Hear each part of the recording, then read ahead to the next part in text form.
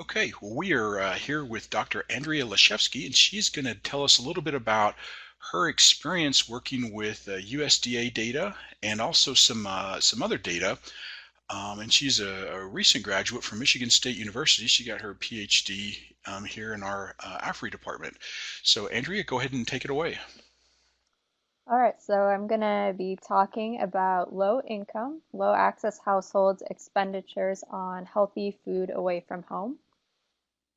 So I got interested in this topic partly growing up as part of the millennial generation. So myself and a lot of people I knew growing up, we tended to have pretty poor dining habits. We drank a lot of soda and ate a lot of fast food and some of the unhealthy snacks you see on the slide. So part of this was just there's so much advertising by these food manufacturers and restaurant chains targeted at kids, but also just a kind of lack of awareness about how eating all these items would affect our health moving forward. So for me, this really led to an interest in understanding, why do we choose to eat the foods that we do, and also why do we choose to eat healthy versus unhealthy foods. So that led to the research topic that we'll be talking a little bit about, which is analyzing low income and low access households' consumption of healthy food away from home. So by low income, we mean households that are below the poverty line, and then low access refers to households that live at least 1 mile from a supermarket. We call these LILA households for short. And food away from home is just any item that's ready to eat that you eat outside of your home. So you can think of anything you would buy at a restaurant.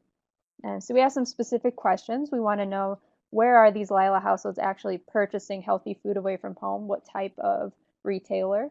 How much are they spending on healthy food away from home? And how likely are they to actually purchase healthy food away from home? So you may wonder, why do we care about healthy food away from home? So there's been a pretty big increase in spending on food away from home in the US. So from 1954 to 2013, expenditures on it have increased by 100%. And there's been a really big healthy eating trend in the food away from home industry. So you may have noticed at fast food restaurants, they have things like salads on the menu or maybe grilled meat options. So this is becoming more and more popular. Also looking at low income, low access households. And the reason for that is these households may be particularly dependent on food away from home as a way to get a healthy meal. That's because many of these households often they don't have cooking skills or they don't have facilities or equipment like a stove or microwave to actually make a meal for themselves. And they also sometimes have trouble accessing a car or other types of transportation to get to the store so they can buy ingredients to make their own home cooked meals. So to look at these questions, we use a data set called National Household Food Acquisition and Purchase Survey, which is the Food Apps data for short. This data was collected by the United States Department of Agriculture's Economic Research Service and Food and Nutrition Service from 2012 to 2013, and it just came out in 2015. So I was able to access this through a cooperative agreement with the ERS. So basically what the food apps data is, you can see on the slide there is a sample of the survey. So there's 4,800 households and they wrote down everything they purchased for food at home and food away from home consumption. It's basically a diary of everything they ate. And they also filled out other surveys. So we have about 1,000 variables describing those households, things like how much income they earn and their age. And this data set was really great for our questions because about 25% of the households were low income and low access, which is pretty rare for most national data sets. So with the data, to make it usable to answer our questions, we had to do some cleaning and classifying. And so we removed all items that were mistakenly put in the data set that weren't food items. And then we removed items that had a price of 0, but weren't associated with any use of a coupon or a store discount. After doing that, we had to classify all of the items that were purchased and decide if they were healthy or unhealthy. So we used the US dietary guidelines and we ended up classifying about 20,000 different items as healthy. Then we had to aggregate all of the 4,000 households' expenditures on healthy food away from home by different retailer types. So using this data, We use a log normal double hurdle model. So it's kind of a complex mathematical model, but it's pretty intuitive to understand what's actually going on in the model. So it has two steps. In the first step, what we're trying to do is figure out what are the factors that affect a household's decision to consume healthy food away from home. So why do you actually decide to purchase healthy food away from home? And then in the second step, we're looking at if you do decide to purchase it, how much do you actually spend on healthy food away from home and which factors affect that? So jumping into some of the results, this is showing the share of a household's expenditures on healthy food away from home at 4 different types of retailers. So what we find is that our low income, low access households are spending a greater share of their food dollars at convenience retailers and quick service restaurants, whereas the non-low income, low access households are spending a greater share of their dollars at more expensive sit down or full service restaurants. And then looking at the results from our log normal double hurdle model, what we find is that these low income, low access households are pretty dependent on convenience retailers for healthy food away from home. So they're 2% more likely to purchase and spend 28% more on healthy food away from home at convenience retailers. We also find that households that receive SNAP food assistance benefits are less likely to purchase healthy food away from home from restaurants because of the fact that those restaurants don't accept their food benefits. And there's also, we find, a relationship between nutritional knowledge and healthy food consumption. So households that made a nutrition search online were more likely to purchase and spent more on healthy food away from home than those that didn't search for nutrition information. So what all of this means, it has some pretty big implications for convenience retailers.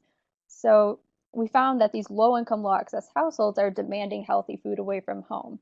Kind of the idea convenience retailers had in the past was that these households didn't want to purchase healthy food items. So it's kind of showing that that belief wasn't true and that this is a huge market for them. So right now, Lila households are spending $672 million on healthy food away from home. So this is an opportunity for convenience retailers to offer more healthy food away from home items and capture even more food dollars from these households. It's also an opportunity for mobile retailers, so things like farmers markets and food trucks, to come into these communities and offer healthy food away from home. We see that the low-income, low-access households are purchasing from convenience retailers, which are the most common type of store in the areas they live. So if you were to bring in these other retailers, they may be able to capture some of those healthy food away from home dollars. The research also has some implications for restaurants. So if they were to be able to accept SNAP benefits at a restaurant, it may be able to improve food security for those households, as well as improve menu nutritional quality, and also has implications for nutrition education programs because we found that households that were making nutrition searches online made better, healthier food away from home food choices.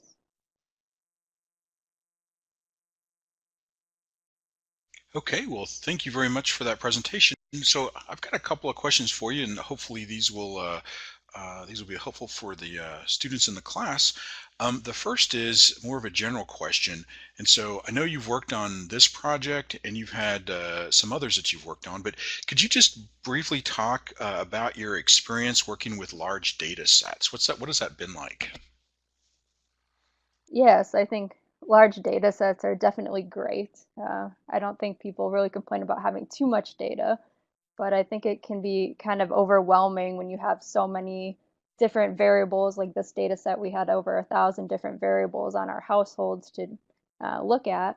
So for me, the main thing was really realizing how important it was to have a research question in mind, and really figuring out the model I wanted to use before I jumped into the data, because I think you can kind of get lost sifting through all the different options of variables that the data can provide you with. Okay, well, thank you for that.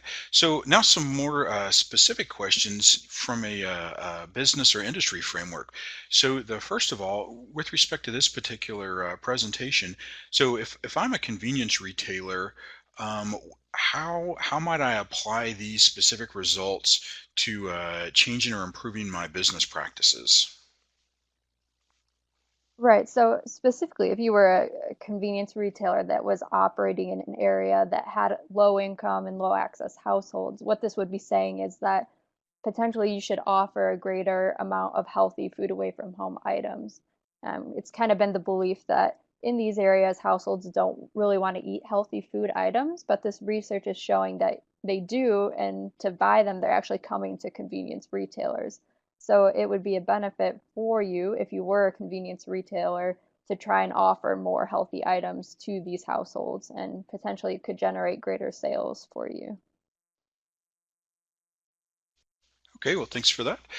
So one more question, and then we'll wrap this presentation up. So could you expand just maybe a little bit more about the implications for mobile retailers? And so, for example, thinking about farmers markets or the local food systems, how might I take those? If again, if I'm a producer, how might I apply those results to my business, to my practice? Yeah, so if you had a food truck or you were a vendor in a farmer's market, you may consider, scheduling one of your stops with your food truck in a low income, low access community if you offer healthy food items. This is an item that these households are demanding, but there aren't many different types of retailers near their homes. So mobile retailers kind of have this advantage that they can go into these communities maybe once a week and offer items, but don't have to permanently operate there. So it's kind of an untapped market for them to come in and offer these healthy food away from home items and potentially gain a new target market of consumers for their business.